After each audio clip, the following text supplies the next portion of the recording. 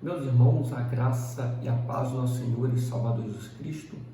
Estou aqui para mais um vídeo para o meu, para o teu, para o nosso canal Teologando e Capacitando.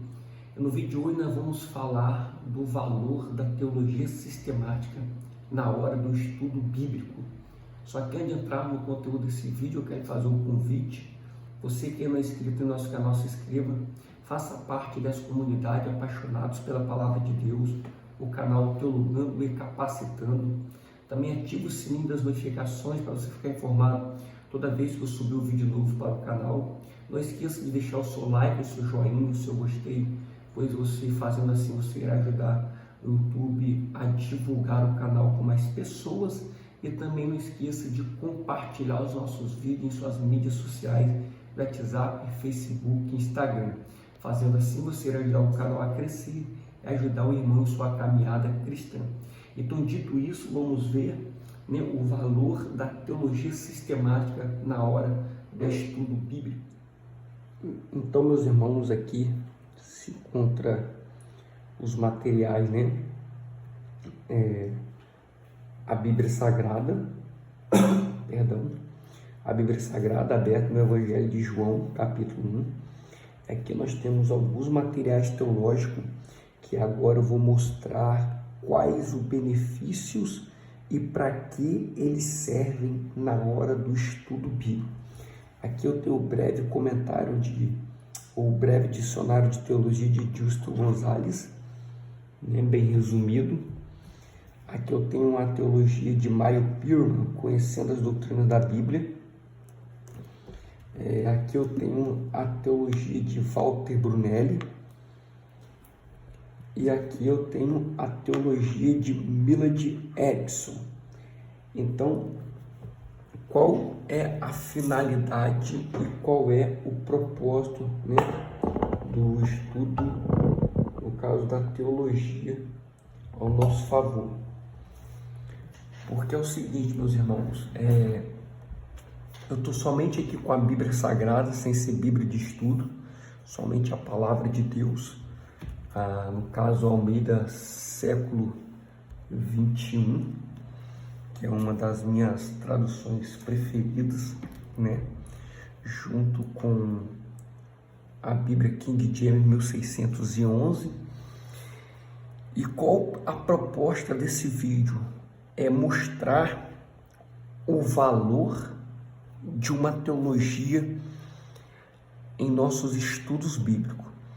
Porque eu peguei João capítulo 1? Porque eu estou montando uma mensagem, uma pregação, talvez, acho ninguém no canal saiba, eu juntamente com a minha esposa, nós estamos em treinamento, liderando uma congregação, uma congregação que a nossa igreja abriu. Então, eu tenho uma tarefa de ministrar a palavra de Deus toda quinta e domingo. Eu estava estudando João capítulo 1. Na verdade, eu vou ministrar sobre João Batista, Mas o que eu quero mostrar para vocês é isso. Como a teologia, vou botar aqui, como a teologia, ela ajuda a nós nos privar de heresias, Esse é o motivo. Aí o capítulo 1 de João, verso 1, vai dizer assim, no princípio era o verbo, e o verbo estava com Deus, e o verbo era Deus. Ele estava no princípio com Deus, todas as coisas foram feitas por intermédio dele, e sem ele nada do que foi feito existiria. Aí chega no verso 14, vou dar adiantada aqui, vai dizer assim, e o verbo se fez carne e habitou entre nós, pleno de graça e de verdade, e vimos a sua glória como a glória do unigênito do Pai. Aí o que acontece? Aqui nós vamos ter João trazendo o relato da pré-existência de Cristo, antes da encarnação. Vamos ver aqui que ele é eterno, vamos ver aqui no verso 3 que ele é criador, e no verso 14 vamos ver, né, que ele se fez carne, habitou sua humanidade, podemos dizer.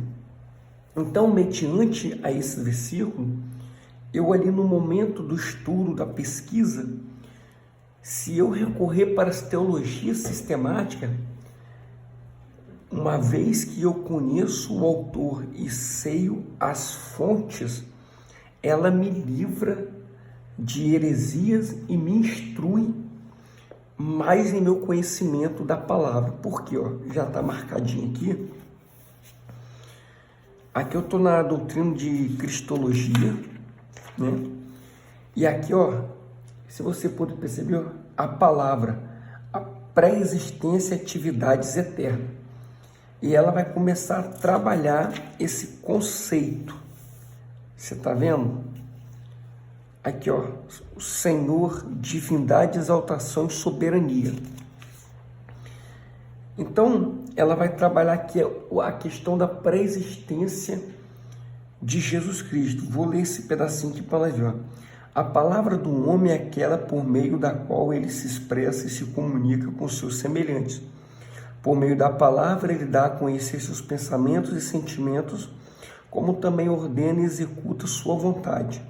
A palavra com que se expressa está impregnada de seu pensamento e de seu caráter. Pela expressão verbal de um homem, até um cego pode conhecê-lo perfeitamente. Embora seja possível ver uma pessoa e dela se ter informações, não é possível conhecê-la bem enquanto ela não falar.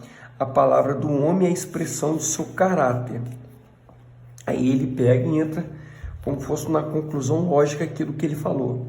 Da mesma maneira, a palavra de Deus é o veículo mediante o qual Deus se comunica com os outros seres e é o meio pelo qual Deus expressa seu poder, sua inteligência, sua vontade. Cristo é a palavra ou o verbo, porque por meio dele Deus revelou sua atividade, sua vontade e propósito, e por meio dele também tem o contato com o mundo. Então, podemos ver que ele já nos clareou que Cristo é o verbo, é a palavra, exatamente o que João está expressando, e que por meio de Cristo Deus revela o seu propósito. Então essa sistemática de Meyer Pearman, ela é bem resumida porque ela é básica para quem está iniciando. Aí eu quero um conhecimentozinho um pouco mais abrangente. O que eu vou fazer nesse momento? Eu vou dar uma ampliada em meu conhecimento. Aí eu peguei de Walter Brunelli, né? Na área da cristologia, que eu deixei marcadinho aqui também. Aqui, eu vou ver a pré-existência de Cristo, de Jesus. Como vocês viram, está bem grifado. Então, o que eu vou vir aqui, pegar essa parte de baixo aqui, olha o que vai dizer, a doutrina da pré-existência de Jesus enfrenta algumas oposições, ou seja, tem aqueles contras, não apenas dos céticos comuns e dos judeus que rejeitam sua messianidade, mas também dos teólogos liberais. Então nós já podemos ver que ele já não somente inicia narrando a pré-existência, mas ele fala que também os liberais não concordam. Rudolf Bultmann atribuía mais um mito inserido na doutrina do Testamento. Sua teologia busca um entendimento com fatos que possam ser cientificamente comprovados, pois para os teoliberais a doutrina da vinda do Messias parece algo irracional. Para o cristianismo convencional, fatos extraordinários não carecem de comprovação alguma, porque são sobrenaturais e estão no campo da fé. Então, ele está dizendo que enquanto para uns, os liberais, os céticos, precisam da ciência para testar que isso é ilógico, ele diz que para nós cristãos, nós dependemos da fé para crer, e a palavra de Deus.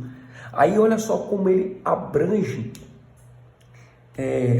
sobre a pré-existência de Cristo, falando um pouco da sua encarnação, ele aprofunda mais do que essa aqui de Meyer Pearman.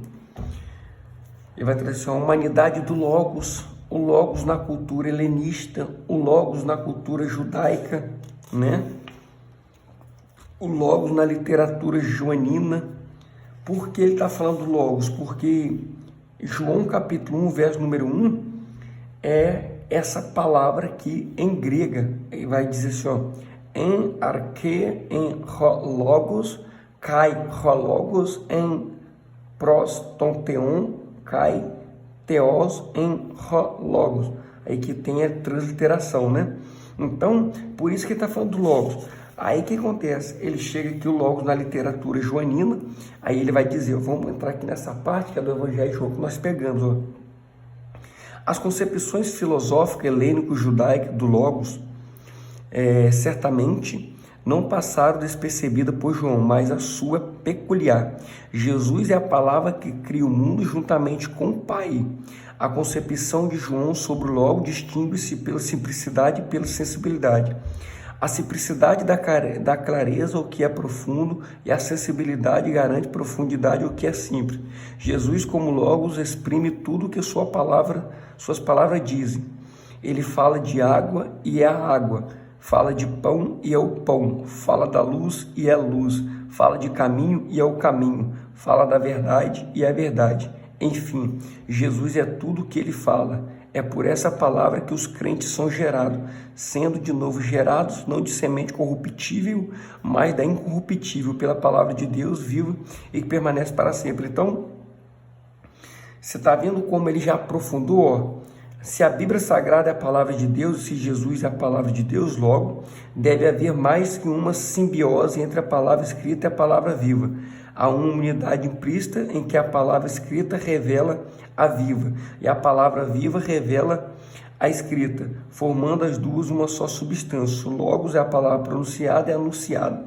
Aí o que acontece? Ele vai abranger para o esvaziamento de Cristo. Lembra no versículo 14, em que o verbo se fez carne? Aí ele vai nos dar a referência de Filipenses 2,6, que ali nós conhecemos como texto quenótico, como a quenose, no esvaziamento de Cristo. E logo nós vamos entender, mais aqui à frente, no nascimento, que esse verbo encarnado, essa humanidade de Cristo, se torna em uma união hipostática, ou seja, Jesus possuía duas naturezas, uma humana e outra divina.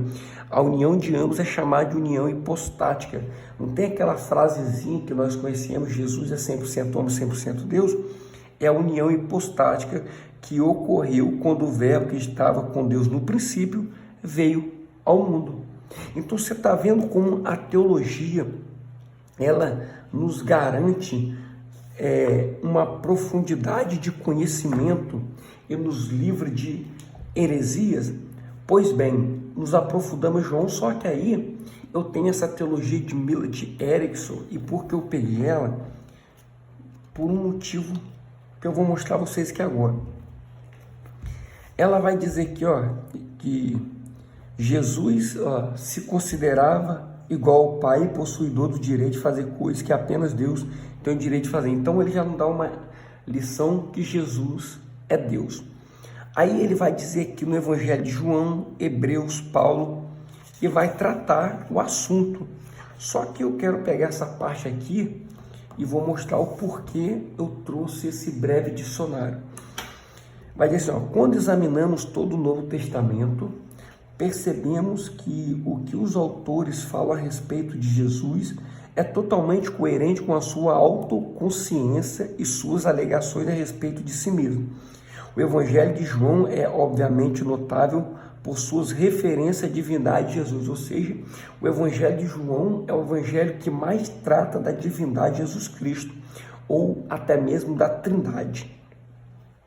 O prólogo expressa particularmente essa ideia. João afirma: no princípio era o verbo, e o verbo estava com Deus, e o verbo era Deus. Ele identifica o verbo como divino e distingue o verbo de Deus. Não é aqui que entra a questão que eu quero mostrar a vocês. Não é um monoteísmo simples, nem um monarquianismo modalista, o que ele está descrevendo. O restante do evangelho sustenta e amplifica a ênfase do prólogo. Olha só, não é um monoteísmo simples, nem um monarquianismo modalista. Então, aí você estudando, você pode ver o que é monoteísmo, o que é monarquianismo. Aí, por isso que entra esse dicionário de teologia, podemos dizer o breve dicionário.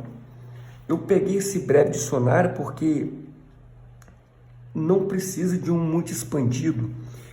Se você quiser expandir o seu conhecimento, num momento separado, você pega um dicionário mais exaustivo e começa a estudar. Mas aqui você quer encontrar a resposta rápida, assim, breve. Então, o que acontece? O que é o monarquianismo?